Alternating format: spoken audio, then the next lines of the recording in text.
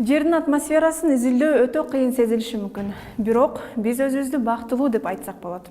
Жердин шарты жашоо үчүн күн системасынан алыс турган Плутон планетасына салыштыргыс болуп эсептелет. Жердин бетиндеги басым 950дөн 1050 гектопаскальды түзсө, а Плутондо ал 200 гектопаскальга чейин өзгөрүп турат.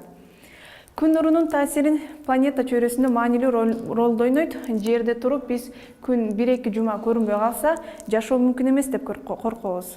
Бирок Плутондун кээ бир бөлүгү 50 жыл бою түбөлүк караңгыда жатат.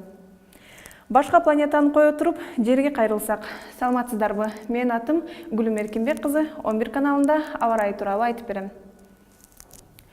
Кети бороону дүйшөмбү күнү Улуу Британияны кыйрады. Ал бул жерге катуу шамал, жаан менен кошо кар алып келди.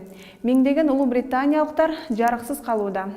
Эң катуу жабыркаган шаарлардын бири Лондон болду. Бул жерде шамалдын ылдамдыгы 1 сааттын ичинде 97 километрге жеткен. BBC кызматынын маалыматына таянсак, аба ырайынын начарлыгынан Лондондогу Гатвик жана Хитроу аэропортунда жүздөгөн авиакаттамдар токтотулган. Ал эми Борбор Азиядагы циклон өз ордунда турбай, чыгышка карай багыт алууда. Ал Кытайга жетип, бирок Аксууга таасирин бербей, Үрүмчү шаарына болсо жаан алып келет. Бул циклон Казакстандын чыгышына жетип, Астана жана Алматы шаарларына жаан төгүп жатат. Өзбекстанда болсо жаан чагылган менен коштолууда. Мисалы, Фергана өрөөнүндө жана Ташкент шаарында жаан каттуу жаап, чагылган уруп турат. Нукуста күн бүркөлүп, жаан бир аз себелеп жаайт. Түркмөнстанда так ушундай абанын температурасы +15 градуска чейин төмөндөйт. Жаан чачындуу күндөр токтоп, Тажикстанда эртең күн чайыптай ачылат.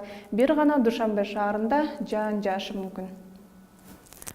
Кыргызстанда айрым жерлерде жаан, бийик тоолуу райондордо кар жаашы күтүлөт.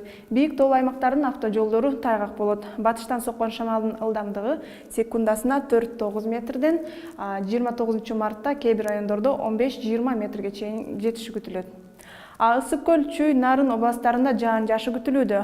Ошто жаан жаашы токтоп күн ачылса, Талас областында жаан чагылган менен коштолот. Баткенде болсо күн бүркөө, Бишкек шаарында болсо жаан жаайт. Сиздер 11 каналында аба ырайы менен тааныштыңыздар. Ар дайым биз менен болуп, баарынан кабардар болуп туруңуздар. Көрүшкөнчө.